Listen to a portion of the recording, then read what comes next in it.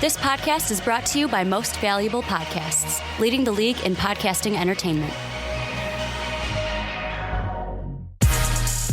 What's up, everybody? Ricky Widmer here, along with Dave Oster, or should I say, who the fuck is this guy? According to the you should San probably Francisco kill yourself. 49ers. Also known yes, as. that is a great comment. We've been getting some great comments on your 49ers I love the video. fans. I love you guys. Bring more of that love to me. Well, and we know that we get it enough here on the fast break. Yeah, we nice do. To see it all the way around, especially when they're outspoken as it is. And also, you might be wondering, hey guys, Is there Mr. Sean Anderson? Look what side of the table Ricky's on. Dave, it's back to us. Yeah. We're taking over the show again. Sean, yet again. He likes his music festivals. Yep. I think it was 2 weeks ago. Yeah. It was Pitchfork. Now it's Lala. Oh, gotta go to Lollapalooza. Oh no, what do you do if you miss Lollapalooza, Dave? Me and Dave, though, we are loyal to the fast break. We're holding down the fort. And yeah, we'll hold down the fort while Sean's not here. We got a great show, guys, lined up for you. Of course, we're talking Kyrie's in the news. We can't skip Kyrie. Of course not. Got to talk Kyrie and the Cavs. Then we're going to look at Giannis and can he win the MVP, Dave? Can he win it next year? We're going to look into it. Don't give you an answer right now. Smart dodge of the last name. Don't want to spoil it. Well, I got to practice it a little bit before we get to that part of the podcast. And then we got a fun one for you. Going to be talking NBA 2K18 because Dave thinks the rookies, more so Fultz and Ball, you think they're overrated. Overrated. I think they're overrated. And we are going to get into that. But let's start right away with Kyrie Irving. And the big news, no news, like it's news, but it's not news when it comes to the Kyrie Irving trade situation, is that he came out and basically said, yeah, you can trade me to a team, but I'm not going to commit to him. I'm not going to sign a long-term deal. I'm still going to play out my contract and be a free agent when I'm a free agent in 2 years. Yeah, it's an interesting move. I mean, he, like you said, it's still a 2-year contract, but at the same time, he's like, free agency thing, I think I'm going to get involved in that. And I don't blame him because, look, free agency is a great thing. In today's NBA, it's choose your own adventure. Like, do you want to go ride the coattails of someone better than you and get it, compete for a championship? Do you feel like you're the man and, doing that gives you a little more leverage over your organization? So I think it's kind of an interesting move, but at the same time, it really does kind of shoot the Cavs in the foot because now when they try to sell him to another team, it's like, yeah, you get him for 2 years and no guarantees after that. Like, fingers crossed, no tradesy backsies. Yeah, and I mean, I kind of, in all of this kind of trade discussion and basically everything that's going on with Kyrie, because there are outside things that are going on along with this. Like, what else is going on? There's also that, like, the wedding thing where Steph Curry was doing the dance like this to make fun of LeBron in that workout video. Who was right next to him at Harrison Barnes' wedding? Kyrie Irving. And right now I kind of get this weird feeling that he's kind of putting the Cavs between a rock and a hard place to where it's like, well, we could bring you back because teams are not going to trade for you because exactly like you said, why would I want to trade for a guy and have to give up multiple picks, multiple assets, potentially multiple, just to get him on the team because that's what the Cavs are looking for. But also it puts them in that kind of hard place, rock place, because it's like, well, between a hard place and a rock. You guys know what I was talking about. You guys know. Hard place, rock place. Come on, guys. But what I'm saying is it kind of puts them where it's like, okay, if we bring them back for the beginning of the year, things might be okay at the beginning. Like LeBron and Kyrie might come in as professionals, but then it's like, who knows what could go awry but are they within really? A season. I mean, from what we've seen already, Kyrie speaking publicly. Professionals.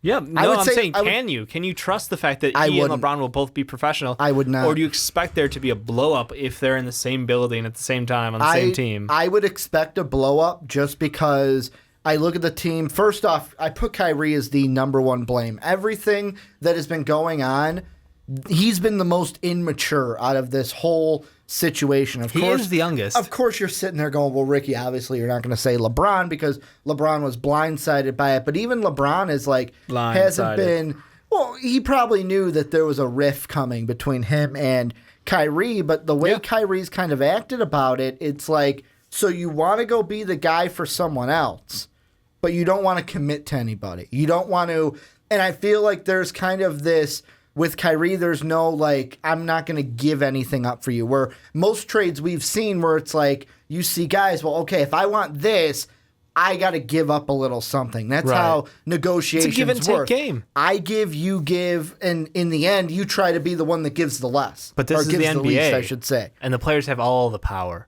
And that's the big difference. Well, that's where all the star power is. It's with the players, not the teams. Exactly. That's what I'm saying. So, I mean, the NBA is a different kind of beast when it comes to these deals. So, I just think it's kind of one of those interesting dynamics where Kyrie, by saying, I'm not going to commit, I don't want to play under LeBron James, and and he recently spoke about, wanting to be in a similar role as like Dame or John Wall, where the team builds around him.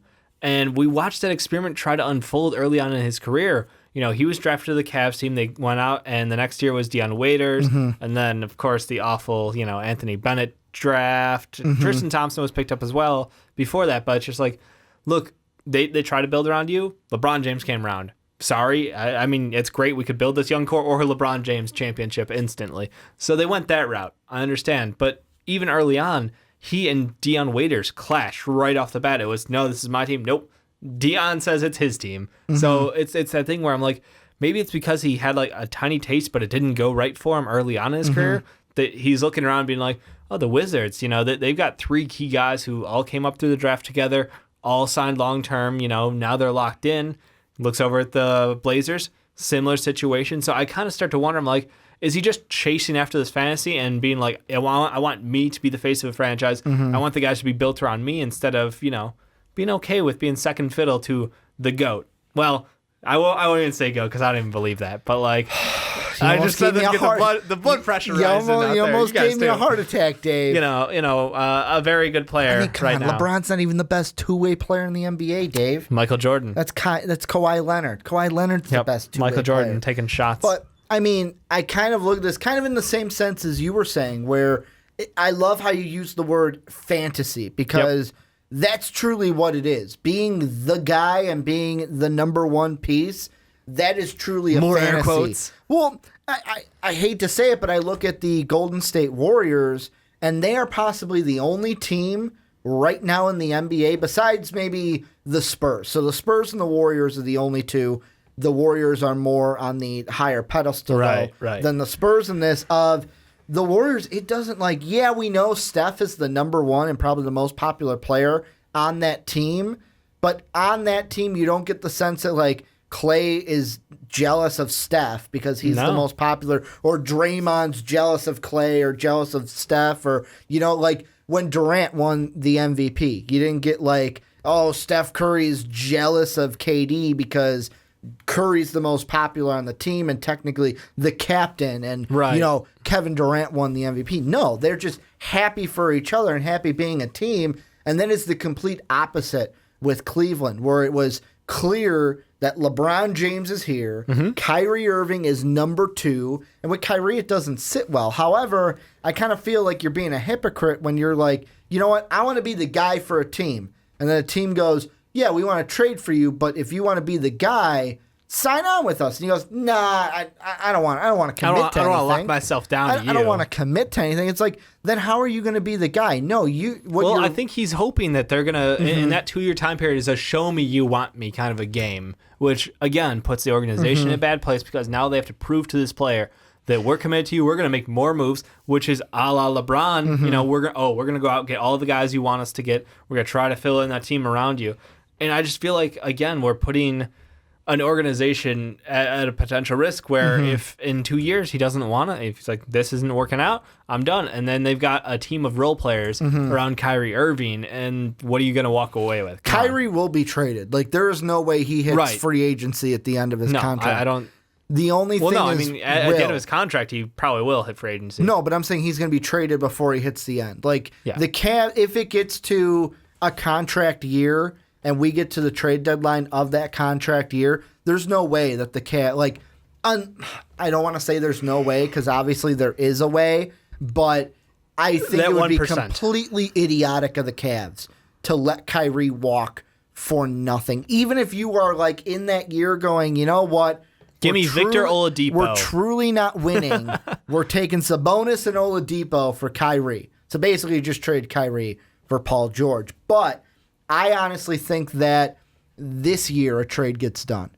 I don't know if that's before, like you and me were talking before the podcast, and you jokingly said, man, I wish a Kyrie trade would just drop right now. Seriously. Just fall right into our laps. I don't know if it happens in the offseason, though, because I wonder if it's kind of a situation like Melo, where Dan Gilbert and the Cavs probably think, you know what, let's have this blow over. Once they get into camp, it'll all be fine. Or they're thinking, well, LeBron is going to walk. Once LeBron is out of town, then it's Kyrie's team, and this won't be a problem because the main problem in LeBron won't be here anymore. He'll either be with the banana boat or in LA or somewhere that is greener not, pastures. That is not the Cavs. And I wonder if they can kind of convince Kyrie to stay. Because part of me feels like, yeah, Kyrie, you want to be the number one, but part of me gets an inkling where he doesn't want to play second fiddle to LeBron, but he also doesn't want to be in Cleveland either. Yeah, I almost feel like there's a lot of distrust in that ownership because of, Griff leaving. That doesn't help, first off. But how they treated the whole GM process. Yep. And then, the move over kids, LeBron's coming back to town, shoo, you can help. But Andrew Wiggins, you're gone because we got to bring in K-Love now. Exactly. And I mean, to appease LeBron. Kevin Love took a smaller role on this team, and he has not been very vocal about it. He's been pretty professional. And he actually poked fun at Kyrie when all this went down. Yeah, I was going to say, I remember that tweet about it, It's peculiar, Dave. It's peculiar. It's a peculiar offseason, yeah. I think it's just interesting that Kyrie has taken...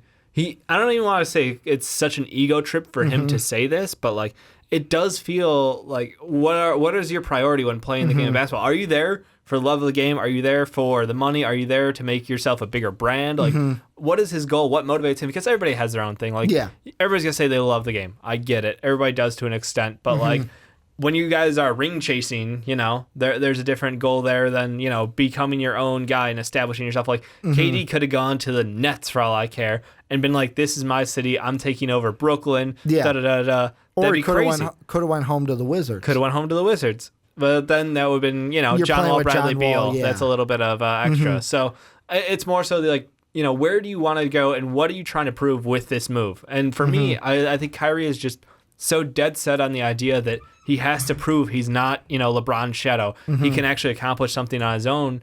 And I feel like that has just put some weird chip on his shoulder, like a cloud over his head all the time that, I think I don't think there's a chance that they can hold on to him for 2 years or for the next year and hope when LeBron leaves that, we'll be all like, yeah, we're good now, right? LeBron's gone. We totally like you. We're going to build around you. And I don't think that's super likely. I think that just trying to hold on to him for that year is going to be hard. What I would do is by the trade deadline at the latest this year, I would move Kyrie. Yeah. And at the least what I would try to get, because I'm looking right now at an article where apparently the Suns have offered a deal where some of the main pieces are Eric Bledsoe, you get Dragan Bender. And then you also get, obviously they'd throw picks at the Cleveland Cavaliers. The thing is, would it be just one first, or would Cleveland want more than that for a Kyrie? I think Bledsoe. Because really they want Bender, Josh Jackson, but the Suns are saying no. Jackson became a hard no for the Suns, which is interesting because again, it's a rookie who hasn't played, but some thought before the draft he was the number 2 overall player. Yeah. Could have been the number 1 if Boston kept the pick. Apparently, early on, we were saying that. Yeah, way early on. No, I think it's interesting that becomes like the linchpin for, we were joking around listening to Skip earlier today. Yeah. And, he's like, how is this guy holding you back from getting Kyrie Irving? That would be a steal. And I'm like, but is it really? Kyrie Irving, an excellent scorer in today's NBA. Point guard is one of the deepest positions in the NBA. We were talking about during our point guard rankings, 1 through 20, and you're happy. 20 point guard deep, and you're still happy with a starting point guard. And even the 20 to 25 range, you're still not upset. So it's one of those positions where the value, yes, it is depreciated because the quantity of good point guards out there is so high. And Josh Jackson, what he could be is something special because this is all about wings and positionless NBA.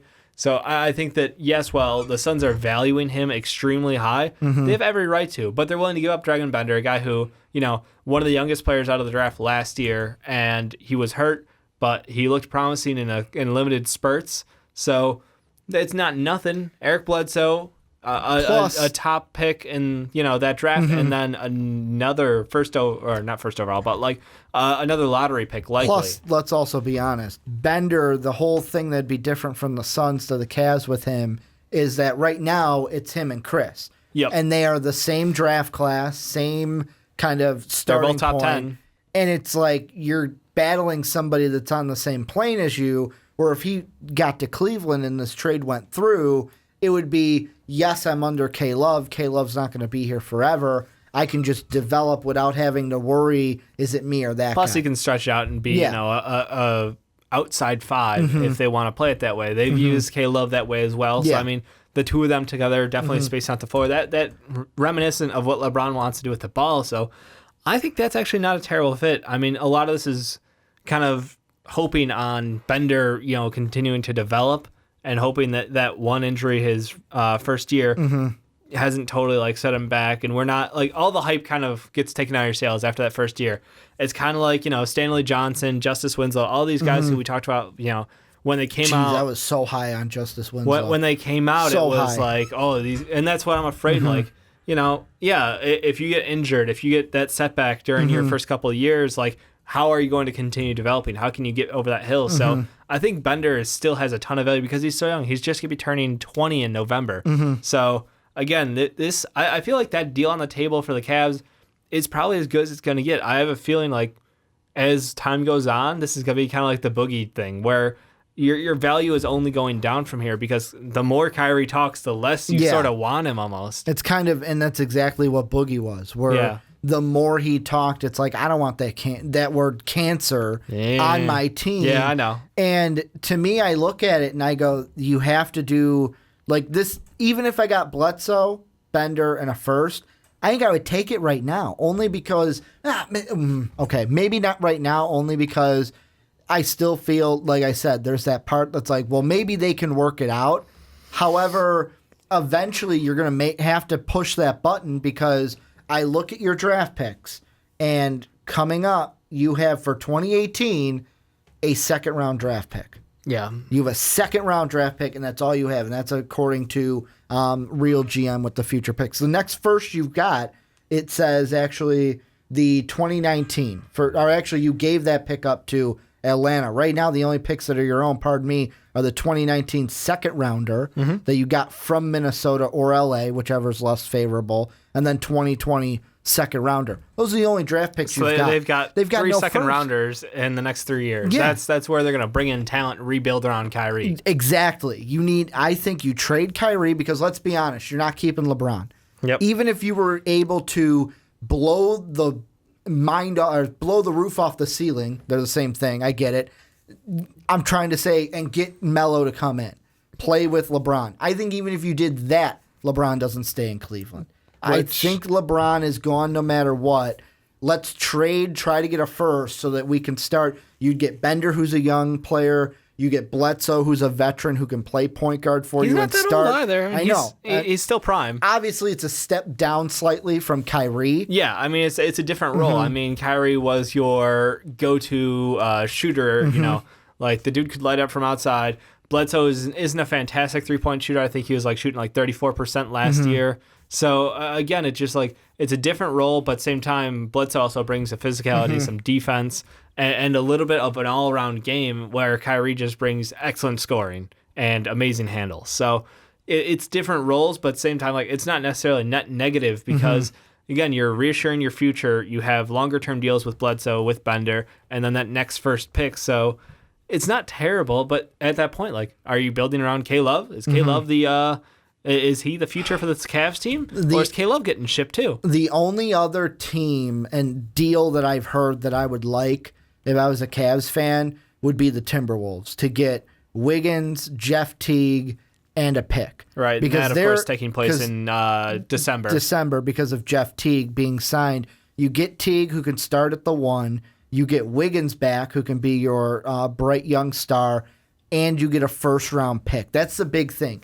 Get a young guy who can come in and start for you guys and be the future and get a first-round pick so that you can draft a guy to come in alongside him, because part of me kind of feels like if the worst thing for Cleveland, best and worst thing that could have possibly happened for them was winning that championship. It was the best because you look at it and we finally won a championship. 3 years of finals in a row. You got a championship The out of it. factory of sadness finally has a championship. No. Thanks, Browns, for trying for so many years, but LeBron's got it. It was the worst, though, because I think that ring, as soon as it went on Kyrie's finger, went straight to the head. It went straight to his head. He didn't make the shot. Exactly. His ego inflated like a balloon, Dave. Yeah. And it just keeps going up, rising like a balloon into the atmosphere. And I think Kyrie's starting to think, hey, you know what? I made the shot. I won us the finals. I can do it. When really all of us are saying, look at what you were before LeBron. You weren't getting to the finals. The difference is, though, I mean, he was like 21, 22 before LeBron. Do you think the last 3 years, take LeBron off this Cavs team, do they get to the finals? With just Kyrie and the team they have? No, they don't. But still, he's 25 now. I mean, I think that he's a top 10 point guard. And I think that, like, in all honesty, I'd like to see him try to run his own team.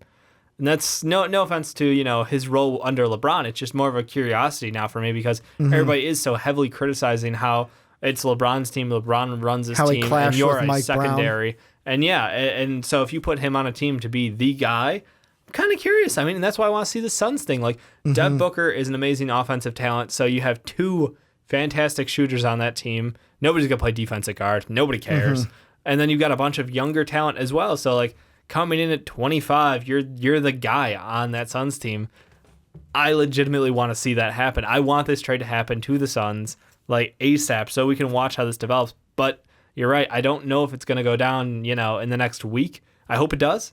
But, like, it just comes down to if Kyrie keeps opening his mouth, it ain't getting done anytime soon. No, and that's the thing. And I think, like I said, for the Cavs, I think it needs to happen by this trade deadline, only because the thing I feel in my head, and I know this is it's one of those things, kind of like how Cowherd says, I don't know how this is quite going to land. This isn't a proclamation. This is just what I am thinking. Right. I think that the drama in Cleveland, if they go past the trade deadline, will be too much. And this year we will get a Warriors-Celtics finals. Meaning the Cavs won't go to the finals because the drama will be too much. And I know there's going to be people where that's going to hit and they're going to go, well, you still have Kyrie on the team. They're still better than Boston. But Boston added Gordon Hayward, and they're a team right now that doesn't have this drama. And we don't know, like I said, what's going to happen. Is some body language thing going to happen between Kyrie, between LeBron this season? So that's where I think. I'll ask you one last time. Do you think it happens this year? This season he gets traded? 100% will happen this season. I think that, 99%. What team? I think it's the Suns. I think that offer or a very similar offer will finish it off. I with Carmelo saying, I'm not dropping my no trade clause, I just think that kind of is the final thing, because if you can't get Melo over there, then you're taking best offer available, which has been overwhelmingly the Suns. I don't think the Timberwolves are looking to move Wiggins anymore after that 5-year extension has been signed. So in my mind, it's down to the Suns or a crazy offer from like maybe the Bucks. Even then, that's an outlier. I mean, Detroit. Detroit could get, or Miami. Okay, so there's some wild cards out there. The Bulls would be the biggest wild card. 0 chance. Could you imagine? 0 chance. We'll give you D Wade and like maybe campaign, right? In what world is that fair value? And we'll give them picks too, right? Right, guys. I mean, we're giving them the number one overall pick this year, right? You're right. Right? Or giving the rights to Michael Porter Jr. That's how this is going to be fair. Do you think the Bulls are going to be the number one? Are we that stupid? We could. We could be the first. Garpax, baby. Garpax. Garpax. They got the plan, but this is where somehow you guys Ricky has turned this into a Bulls talk. You guys tell us down below, and I'm quickly getting off it. Down below, what do you guys think? Is Kyrie going to be traded this season? We're asking it again, and really, what team, should any team, and what team trade for Kyrie, and what team will he be going to? Let us know down below in the comments section. But Dave, let's move on into our next topic, and this is one that we saw that was on YouTube on The Jump, and we thought, hey, why not talk about it? Because we love talking about Giannis Antetokounmpo. See, I didn't do the hard G. Yep. I didn't give you the Giannis. No, it's Giannis Antetokounmpo. No Giannis here. Had to do it twice because I learned how to say the name. Got to get your money's worth out of those practicing skills. See, now I can't say simple words like practicing skills with saying his name. But basically, we're answering the question of, Dave, next season, could Giannis Antetokounmpo win the 2018 MVP? What do you think? It's going to take another jump. And to be fair, he has jumped every single year statistically, and he is a huge fan favorite. So I want to say there's definitely a chance for this. I think it's more likely that it'll be, the following year, but that's purely because of the, kind of downturn from Russell Westbrook we expect. I don't think he can put up another triple-double year with Paul George on his team. I mean, he'll be close-ish maybe, but still, I think there's going to be a lot of change in this year, so give it one more year, and he'll probably be there. But, I mean, come on. Last year he put up, 23 points a game, 8 boards, almost 9 boards a game, and 5.4 assists. So he's a little bit everywhere. 2 blocks, 1.5 steal a game. Look, across the board, he's a phenomenal player. He gives you a little bit of everything. The biggest thing for him is it's always what if he develops that jump shot? What if he develops that three-point shot? It's making him an even better offensive weapon. Turns him into horrifying because then he becomes something we haven't really seen before. Because right now, he's athletically a monster. He's got the length on everybody. He has really good quickness for his size. So I think just the physicality overall of him has exploded.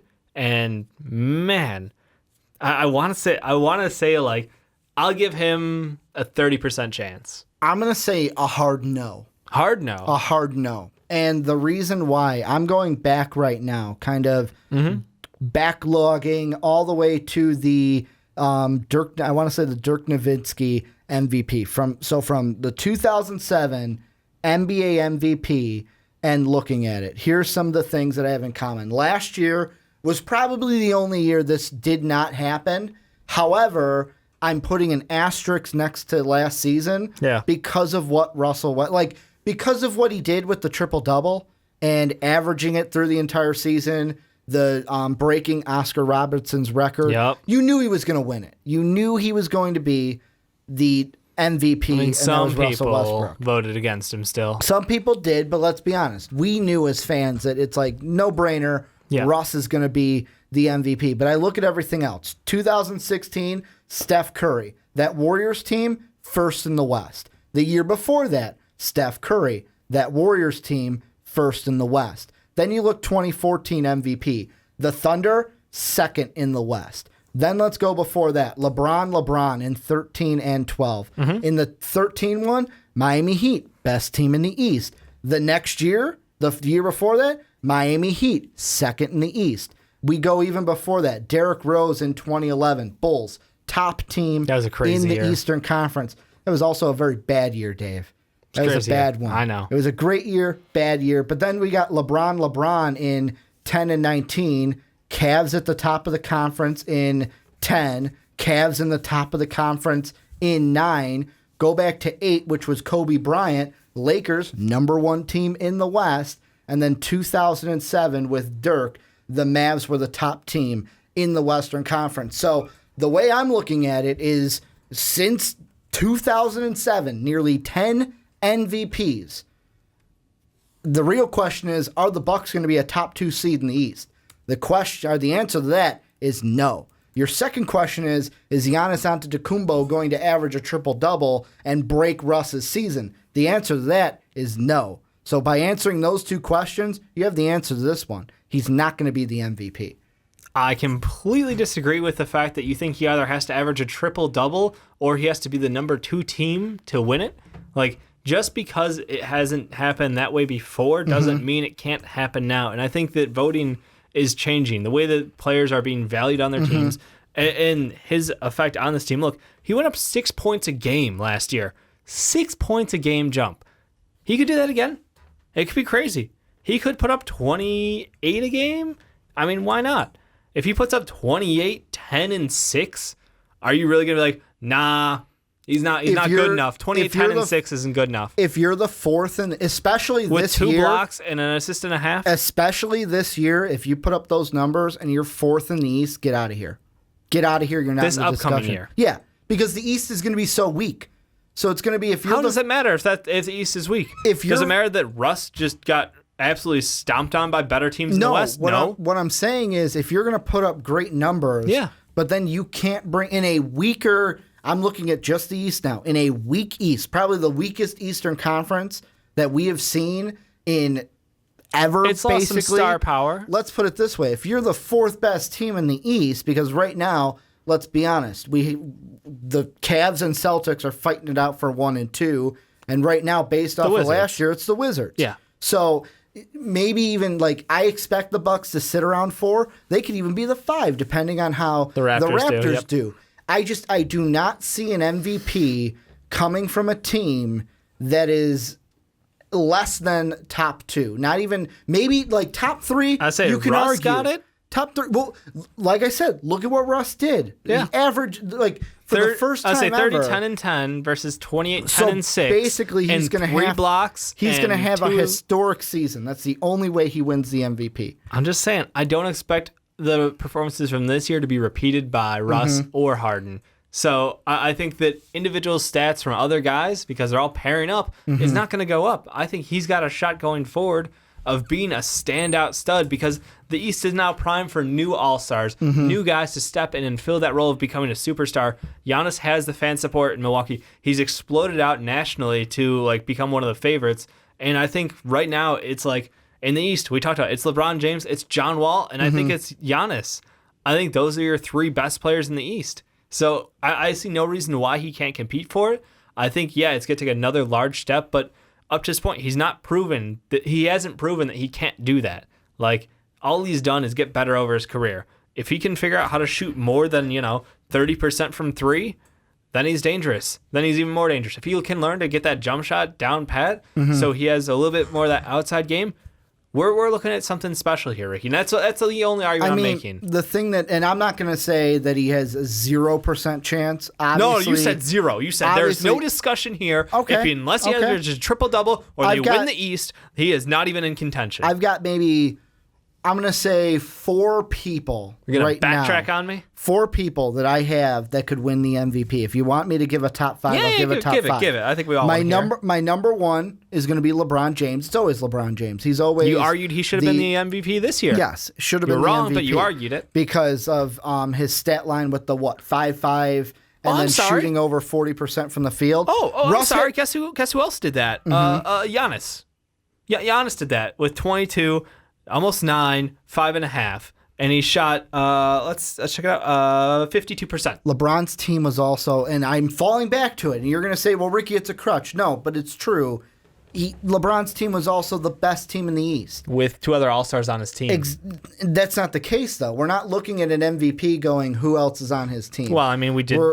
Steph Curry. When we look at an MVP, especially who's been an MVP on a garbage team? Just think of out of that list. Garbage team? Yeah. Give me one where there wasn't another All-Star on the team. Just looking back from what we had. The Warriors obviously had They have Clay and Dre. They have Clay and Dre.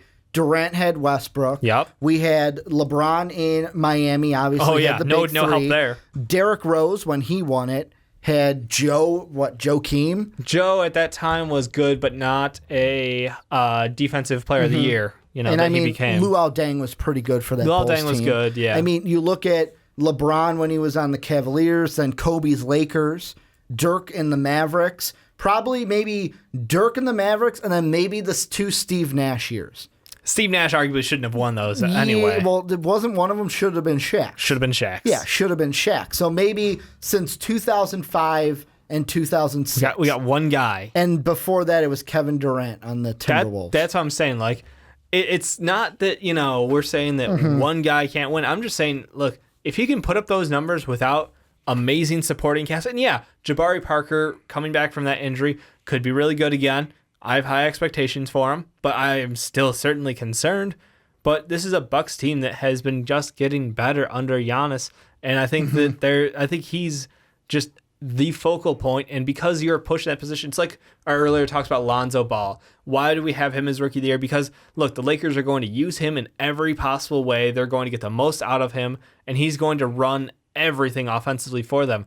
It's the same way with this Bucks team. They're going to want to run a lot of this game through Giannis, and it's been super successful. And I think it'll even get better if he can continue to grow his shot. Like, that's why I'm like confused. I'm like, he'll put up the right numbers just because you're saying, maybe not a top 2 team, maybe not a top 3 team in the East, but he could still be a phenomenal transcendent player for that one season. I think it's worth a stab. I think there's a percentage. I think he has a higher percent the longer he plays.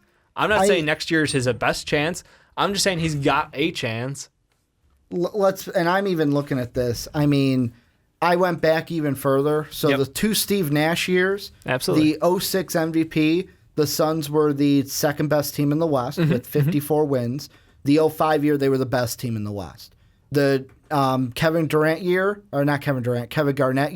the T-Wolves were the best team in the West.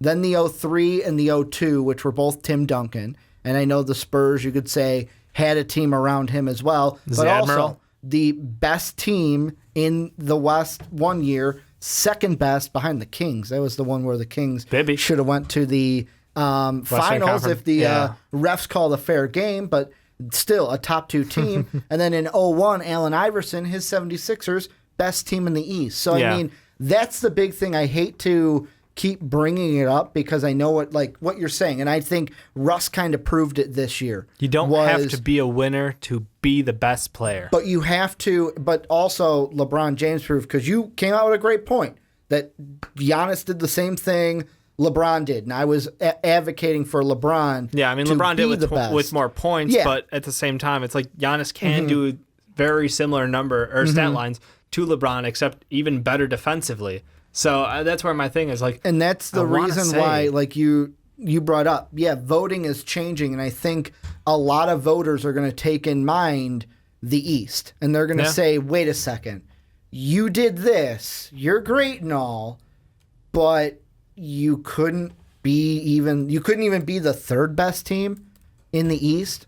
I think you got to look at the East, and you still respect. Do you not respect the Cavaliers? The Cavaliers, do you not respect and the Celtics, they're the only 2. Really, the Wizards? You're giving no credit to the fact that John Wall, Bradley Beal, and Otto Porter together? The Wizards will probably be the third best team this year, lose to either the Cavs or the Celtics. Yeah. And they're still how a it's very be. Good team. It's also, though, if you are the MVP, you should be able to bring your team and make it better. Should be able to make it like somebody better. Did last year? Yeah, like Russell Westbrook. And where'd he finish?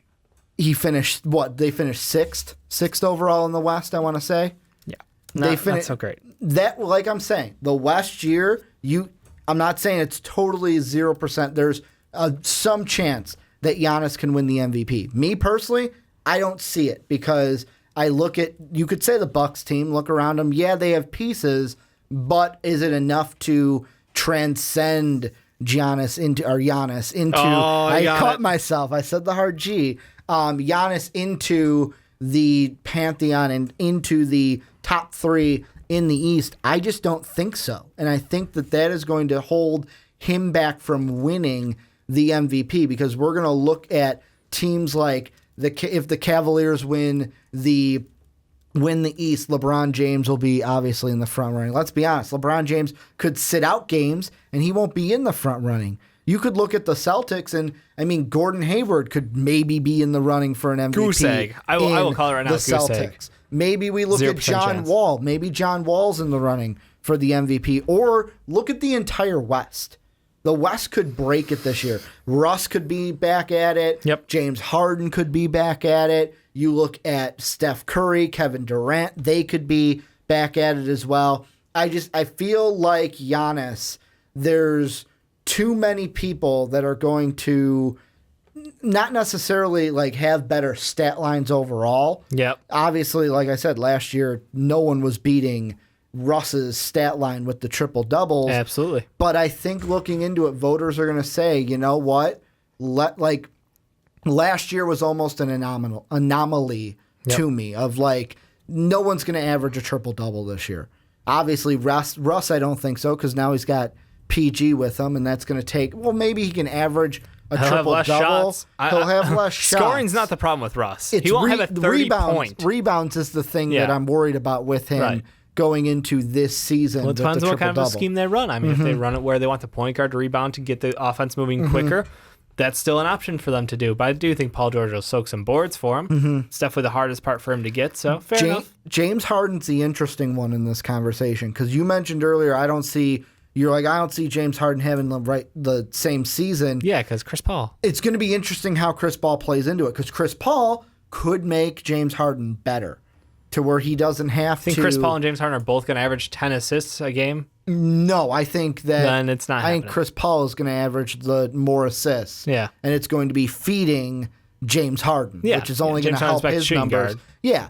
And obviously, you look at Steph and Durant, the only thing that you look at from this past year was this year Russ being so good, or was it Durant and Curry being on the same team and them kind of taking away stats from each other? They definitely did. And you can look at just the pure shot attempts of Curry and Durant this year and see why. But at the same time, they were more efficient. But guess what? NBA has become a much more efficient league, but it's not always rewarded by awards. Yeah. So I think at the end of the day, Giannis is going to stuff that stat line. Like, he can do a little bit of everything, and if he develops that shot, he's the scariest player in the NBA. The thing is like you said, is he going to be able to take this team with Brogdon, Middleton, Parker, and Thon and really take them to that next level? Can they overtake the Wizards for the 3 seed or the Raptors? I mean, I don't want to discredit the Raptors totally. I just don't see them being able to jump over that hill. Yeah. Could happen, though. So I don't want to rule it out. I think that as time goes on, he'll have a better chance. I think he hasn't hit his peak yet. I think that 2018, 2019, like, it will only go up from here. Here's the thing I want to put out there. The question was, was he going to win an MVP in 2018? Yep. My answer to that, like I've been saying, is no. However, he's got a shot to win an MVP in his career.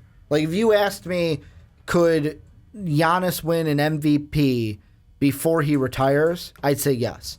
Because as he gets older, and obviously LeBron's not going to be here for much longer, the whole Warrior thing, we'll see if we put them, if they can keep it together. 5 years ago today, I mean, look at the state of the NBA versus now. Like, you can say, oh, the NBA, there's no competition, this is all garbage. Like, 5 years ago, we were talking about an entirely different NBA. This Warriors team didn't even exist in the state they're in. We're talking about the Heat are dominant. We're talking about the Thunder being, you know, oh my God, they're set for championship contender for the next like half decade. Like, come on. And then just split a thing. And Spurs let's are put it just this way. there. Let's put it this way. Just this upcoming year to next year, just the 2018 to 19, I think he has a better chance of being the 2019 MVP than he does being the 28 That's MVP. what I've been saying. Only because the Cavaliers, if you lose LeBron, you trade Kyrie, whoop, you're falling down. But the East gets worse then. You're falling down. But honestly, if you're a top 2 team in the East, that's what I feel like. Like, people are going to look at, if you're top 2 in the East and have the numbers to back it up, people will go, yeah, sure, MVP vote. But after you start falling, like 3, they might look at it and go, well, okay, maybe. Anything after 3, I think voters will look at it. Just saying. Voters will look at it. But do you see Giannis putting up numbers anywhere near and part of that was the kind of, I'll call it the record hype. Yeah. Of take the Oscar Robertson situation out of it, and we're not talking about say he goes 39 and 10. Yeah. Oh my God. But he still gets the or I'd even say let's say he averages a triple-double on the season. Yep. But we don't talk about the Oscar Robertson thing. Robertson. Yeah, and he doesn't get the record. I think then if we're not having that hype around it, it's like, well, you know what? How good of a season is Russ? It's incredible still. Exactly. Like, it was a great season. I feel like I have to drill this in people said, like, why are we acting like a triple-double is good? No. I'm not making that debate. I'm just saying the Oscar Robert, like the whole chasing, because even look at baseball. Back in the day when we were like 6, 7, 8 years old, the great race between Mark McGwire and Sammy Sosa to see who can hit and who can break the record fast enough. everyone bought into it. You watched Cub and you watched Cardinal games, especially when they played each other, just to see what was going to happen. And then Barry Bonds shit on them both. Yeah, Barry Bonds. But I'll still remember, and this is sidetracked, but I'll bring it up anyways, Mark McGwire doing it against the Cubs, doing it against Sammy Sosa, being the first one. And then Sammy did it, and then Mark McGwire finished ahead of him. But that's what I think with Russ. Because he was chasing that triple-double, kind of helped the mystique of that season. Not saying he didn't have a good season, Dave. The triple-double is fine. It's good. Gets me fired up when people disrespect the triple-double. Don't have to blow a gasket on the triple-double. There was just a mystique to that, and that's why I put the asterisk Definitely next got to, the ESPN hype. It got a lot of the general media talking. I will not disagree to that. And this is where I want to get what you guys have to say, because Dave and I have talked enough on the MVP. What do you guys think? Could Giannis Antetokounmpo, had to say it one more time. Gold star for this guy. Had to say it one more time. I practice, guys. Could he be the MVP this upcoming season? And give us why. Do you buy into the has to be a top 2 team in the conference? Do you think he can do it while being the 4th team in the East? That's the one I want to hear from those people the most, because I don't think he could do that. Let us know what you guys think, though, down below in the comment section. But Dave, let's move into our last topic, and this was one that we usually don't talk about this stuff here on the Fast Break. Well, not on the Fast Break. Usually it's like, hey, video games, let's save that for the Rick and Johnny podcast. But because it's Johnny, we can't talk about Madden, we can't talk about 2K, we can't talk about any sports game, because Johnny, sports, that's all he knows. He's sports ball. Yep. And we're talking NBA 2K today, and the reason why is Dave was going through an article before we were recording, and he's like, Ricky, you got to get a load of this. This is complete BS. Markelle Fultz and Lonzo Ball are ranked 80s in NBA 2K18. Before I give my opinion, Dave, rant a little bit. Why are you so upset that Fultz and Ball are rated 80s in NBA 2K18? Sure. So 2K18, what I want to start off here with is the fact that all of these ratings seem a tad bit out of reality, just a touch out of reality. And understand, every player is great. Everybody is, a fantastic player in their own right. But that doesn't mean that every player is, a 75 and up. Like, in my right mind, there's a big difference between LeBron James and the bottom of this league. I understand that, we're only using, from 60 ups. And 60 ups don't even make teams. 60 ups are, the kids who get no names. There's a few 50s. Well, yeah, okay, so there's some in 50. free agency. But that's the point, is, you, in the NBA, in the older games, it was from 70 to 79, those are the guys who are going to fill out your bench, and, maybe young stars developing. And then the 80-pluses were all stars. And, really, and they stood out pretty heavily. And now we're just tossing out to a rookie before he plays a game, an 80, day one, hasn't played a game, and he's getting an 80. And that just kind of bugs me, because I turn around and I look, and I'm like, yeah, but I'm seeing D'Angelo Russell. You're giving him an 80? I mean, I'm not trying to overhype D'Angelo Russell, but I'm trying to say, at the same point, we're saying the guy who's been in the league for a couple years performed pretty well, and now is going to take off a little bit with this Brooklyn team. Same level as these two rooks who haven't played a game. I just feel like the rating is just a little high. It's out of touch, because what LeBron James is 105, 106 now? How I think he'd be the only player that I'd put at a perfect 100. I mean, he was a 99 in 2K14 or 13, and he was broken. I get it. Yeah, I mean, Kevin Durant in this year is supposed to be 96. 96. Steph is 94. Paul George 91. Cat 91. Cat 91 is scary. Cat 91 doesn't play defense, so that's all offense. But the NBA don't play defense. Yeah, they do. Overall, the NBA doesn't play defense. There are a few players that excel at defense. Yeah, but he's Kawhi being one literally of the best the two-way worst player in the game. Thanks, Got to throw Michael. that out. Thanks, Michael Jordan. Second time in the podcast. Got to throw that out. But I'm just saying, it seems very top heavy. And another one, if we're putting Joel Embiid and Devin Booker 86s, one guy who has played 30 games in 3 years, as Sean loves to remind me, and the other one who has a very good offensive player with zero ability to play defense at this point, zero proven ability to play defense. We're putting them at 86s right now. 80? Are you kidding me? 86? 86 is a first team, second team, third team All NBA. Are you telling me the difference between Kyrie Irving at 90 and Devin Booker 86? We're saying 4-point difference between Kyrie Irving and Devin Booker. Are you crazy? I feel like I'm taking crazy pills here. Paul George is a 91. I'm gonna speak some logic to you because right now there is no logic. This whole system is bullshit. There is logic, and the reason being is right now all I've heard is if I were to describe you, Dave, you're a basketball purist, meaning you love the game, you love watching the game, you look at the ins, you look at the outs. Everything that you were explaining says that to me. The thing that you didn't say, and this is where I am coming from, and this is a broad base. First off, on the rookies, just because that's what this is about, I don't have a problem with them being 80s right now. Seriously. Only because of, I get it was Summer League. I get it. However, you saw what Lonzo was able to do in the Summer League. You also see the hype between him and Fultz coming into this year, and usually with these opening ratings, they're usually a little higher. And the reason being is they do the kind of throughout the season, like they modify the rankings based on how people are playing and okay, we need to modify this, and I do like the fact that they do do keep up to date with that. They got to sell games though, Dave. How do you sell games? You overrate everybody. You have everyone in the top end because now some kid in Brooklyn can sit there and go, D'Angelo Russell's an 80. I want to buy this game.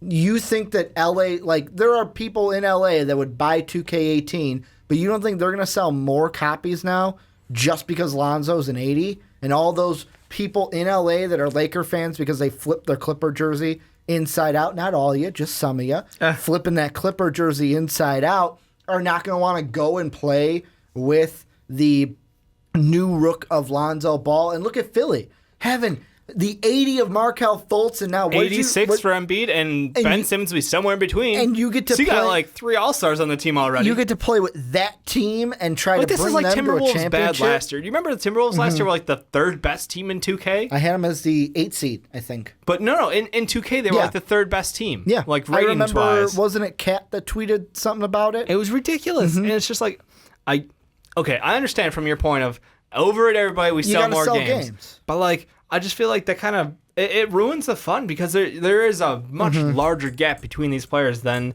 a couple of digits will answer to, and that's the thing that I get caught up on. I'm like, we're saying that Paul George is 5 points better than a guy in his second year. Like, really, Paul George and Devin Booker are that close? I'm sure that everybody in the world sees it that way. No, this is crazy, and that's what kills me. Is like, look, I love the hype for rookies, but you gotta have them earn something. Start them off at like 75, 78 tops, like. I'm only asking for a couple points off the top end. So kind of like what Madden does. I don't think you can start them about like 75 even for me. I think is ideal. Like I'm trying to think in Madden. I think everything needs to shift down. Has there been a rookie that was like an 80 in Madden? Was it like I don't even know if Jameis and Marcus were I don't know 80s. But here's the thing, and I want to say this. I told you before the segment that I don't need my laptop for this, and I closed it, and obviously something popped into my head, and I'm like, fuck, I should probably have my laptop open. But here's the thing, and I am right now looking at I'm trying to look for NBA Live ratings, and if these are anywhere to be kind of said for anything, the ones that I have here, and take this with a grain of salt because I don't know how great this source is in 2KMTCentral.com, the forum section. But Steph Curry, 94. Klay Thompson, 90. Kevin Durant, 94. Draymond Green, 90. Thabo, 78. J.R. Smith, 79. Thabo Sefolosha is 78. Kevin Love, 87. Tristan Thompson, 83. Kyrie Irving, 93. LeBron, 94. So LeBron, Steph, and KD are all on the same level at 94, apparently. I still think it just seems super overrated. Like the whole thing. Like I just think the balance in the game has got to change a little bit, and that's more of a 2K problem. But like even like you play the NHL games, right? I used to, yeah.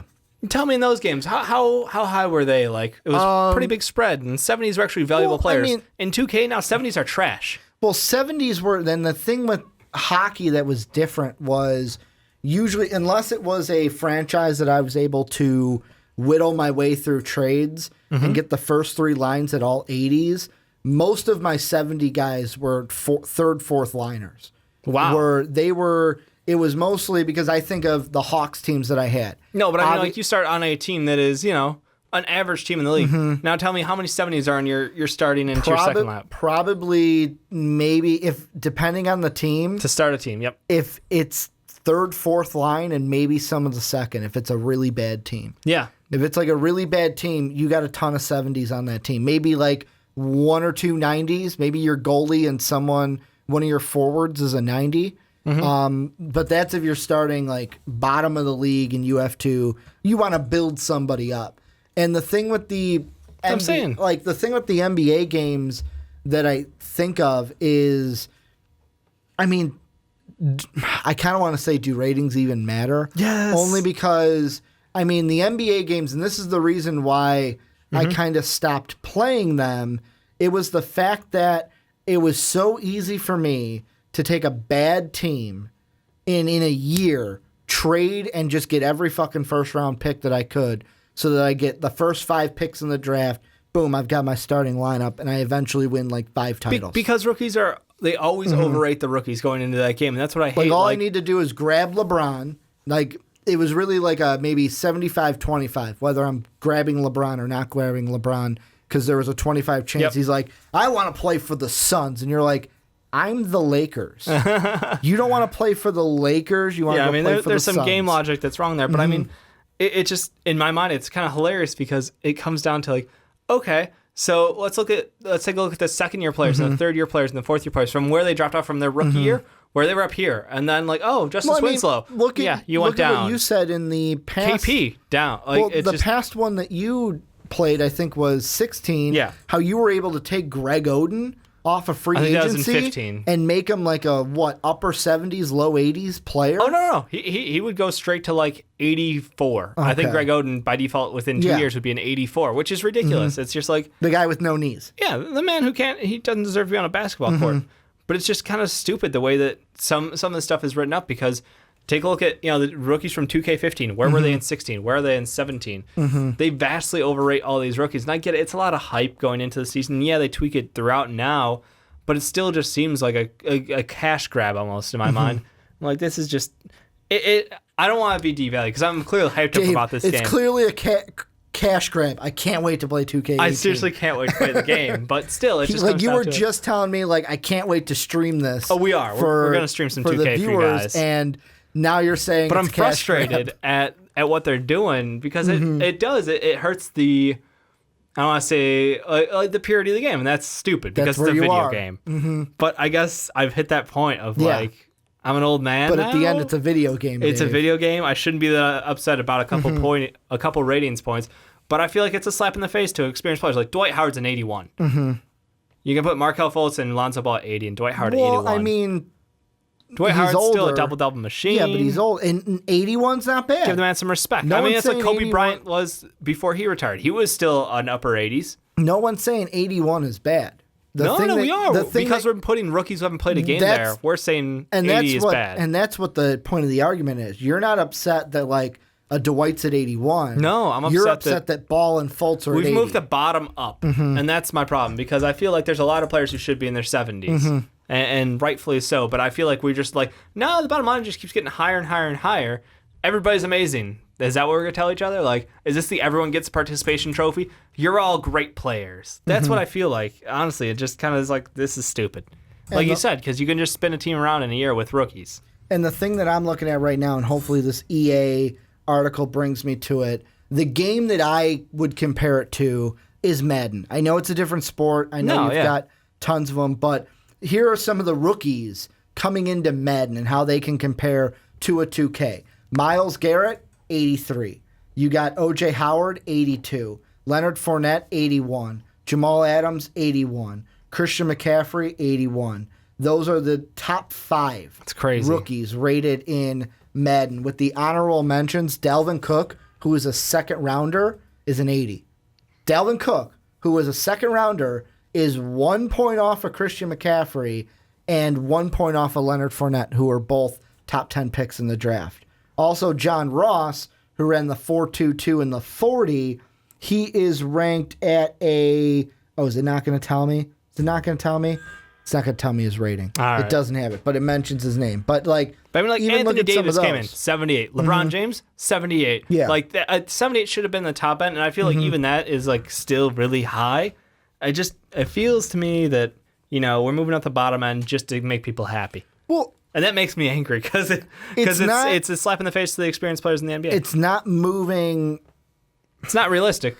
Well, it's I'm not video asking- game. It's not I say, I realistic. know. But the thing that, let's be honest, and the reason why I think like even like in the Madden ratings, why the rookies, some of these are so high, is because I look at it and I go, when I buy a Madden game, what's the first thing I do with my franchise? Who's my favorite rookie? Can I trade for him? Yeah, no, you're absolutely right. Who's my favorite rookie? Can I get him on this team? And I'm gonna do it in Who can I basketball. trade? Let's be honest. I would usually pick the Bears just so because the game weirdly valued Jay Cutler as a quarterback.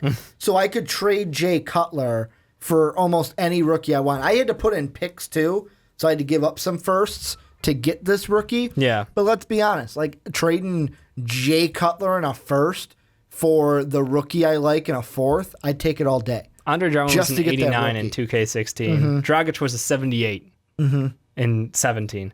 A 78. I mean, I'm so hung up on this. Now I understand. It's a game. Yeah. This is a fun conversation. But I'm never. I'm not gonna get over it. I just don't see the I don't see the problem. I hope they balance it quickly because Well, I mean, I look at it and I go, it's really, I know you want to see the balance because you're like, you know what, I want to see it like the NBA, but do you really want to? Do you want to see it to where the East is basically a crapshoot, or would you rather have them rated a little higher and in 2K, my Eastern Conference, although it has less star power, the records and stuff are fairly similar to the Western Conference. Yeah, you might get some of the teams in the Western Conference are closer together. Yeah. But the records in the East are better. So it's not like one side is vastly just overweighing the other. I'm just saying, if AD couldn't get an 80, and he was like one of the most hyped prospects like that I can remember at least in our time before LeBron James. Like after LeBron, it was Anthony Davis. He was the next biggest thing because of his skill set, and he didn't even get an 80. So like, how are we just now? Like, point guards 80s. Yeah, we'll just throw them out. Like you want an 80, you get an 80. Ricky, Yeah. if you were in 2K18, what would you be? Would you be a I'd be a 79? 65. I think you'd be a 79. I think I'd be a I think you're this 65. close to Lonzo Ball. I don't think, don't put me in the same ballpark as Lonzo. No, I mean, Ball. you got the Isaiah Thomas height game going for you. I do. I do. I so, I mean, who's to say? I think I'm about 3 or 4 inches off from Russell Wilson as well. Yeah. Russell Wilson and Drew Brees. Yep.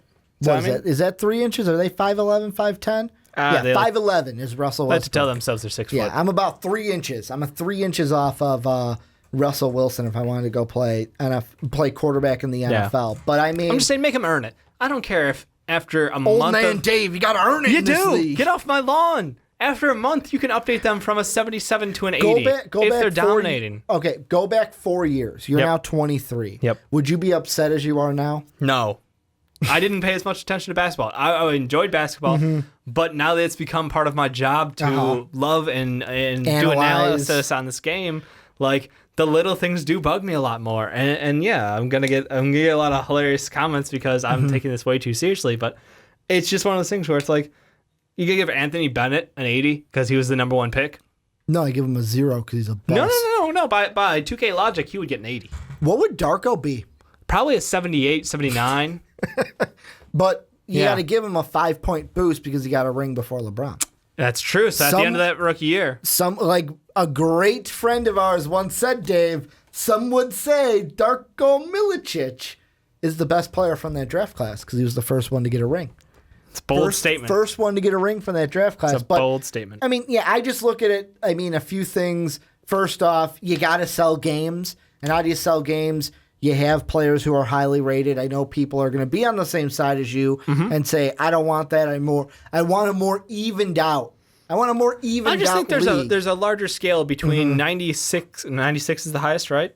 96 and Kevin Durant and the worst bench player in the league. Like, I'm just serious, I think there's a much wider range there. That's, in my mind, from 96 to The worst bench player in this game is probably like a 69.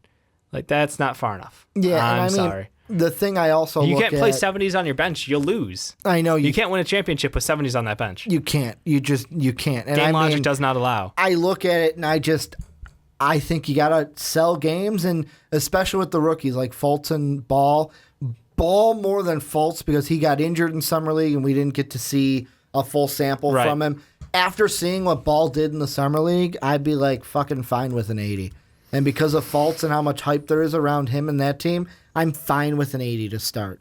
Only because I'm hyped about these rookies. And I am too. Like, let's be honest. If Lonzo was a 75 and Fultz was a 74, let's be honest. You can't put the number 2 over the number 1. You would sit there. I did. You would sit there and you would be like, great. I got to go through basically a crap year with Lonzo just to get him to an 80. Yeah. Just to get him to an 80. You gotta earn that. LeBron James didn't come into the league with an 85, with an 89, with a 90. See, and that ain't the game. That's another thing. When you go, LeBron didn't do it, you're disrespect. I don't think the older players give a crap, though. I think Dwight Howard's a little hurt. The older players. Swaggy P's a 74. The older players don't give a crap. Like 74. LeBron and KD, they don't give a crap that Lonzo's an 80. Are you telling me that like the majority of this first round is going to be better than Swaggy P? I mean, probably. Yeah. The majority of it will be in their rookie year. Swaggy P. Yeah. In their rookie year, you're gonna say that. All right, I will throw down money. Like especially Lonzo and Fultz, the two that are 80. I'm not saying 1 and 2. I'm not saying Swaggy P's the best player, and I wouldn't draft Swaggy P in this draft. But I'm just saying, like, you pick out a player. Obviously, there are going to be some busts. An average bench player, and you go, all right, well, that guy's an average bench player. Swaggy P is also playing on the best team. So he doesn't have to do much. He just has to fit his role. No, I understand. I'm just going with the, like, you take an average bench player, and then we go, all right, well, they're a 75. And then you're going to tell me that the top 15 rookies are above you. Is that reasonable? I mean, if the top 3, like, look at most of the top 15 rookies. They're going to start. Not all of them. Not all. Like, Jason Tatum's one that comes to my mind. JT's not. De'Aaron Fox is not.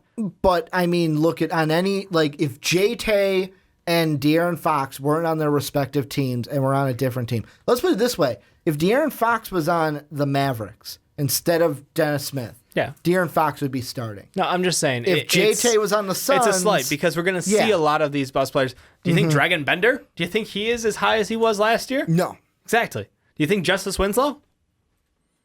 I mean, he's better than his rookie season, but he's not that great. No, he wasn't. No, he's not that great. He's still bad. But it doesn't matter because his rookie season, he was a 77 coming out. So it's like, really? You think he's that much better than people? I don't mind it because in the end... I just get over the hype game. In the end, the way I look at it is after a year, the entire landscape of your franchise changes anyways. Well, that's if you have like the trades way high. Because you screw it over by trading, and then the computer doesn't know how to trade. Well, that's why I always feel like computer trades like awful. Like you just knock that all the way down so that it doesn't happen. I still have it on the moderate just because I want it to seem like spicy. Yeah, I want to shift around because I don't want it to be like if I wanted to play what was going to happen in real life. You go up against that Warriors team as is for the next 4 years. If I wanted to play like it was in the NBA, I'd be an NBA player.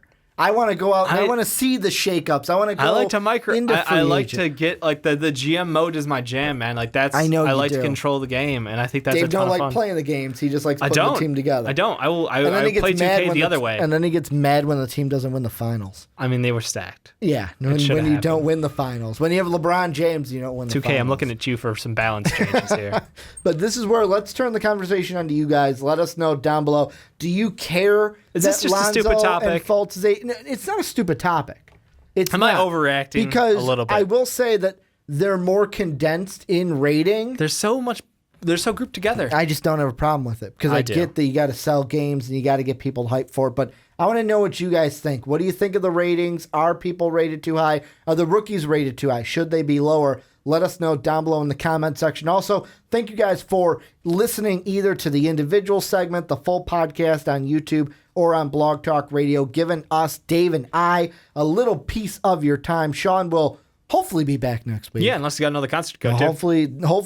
Hopefully he does not, because I'm telling you this, and Sean, if you're watching, I'm telling you right now, we're not putting those rankings on hold much longer. We are doing shooting guards next week, and we are completing these rankings. Rankings. We only put the rankings on hold for Sean this week. So next week, if Sean's not here, we're just going to continue without him. Yep. We'll just continue on through. But I want to thank you guys for either watching and listening, and as always, have a good day, everybody.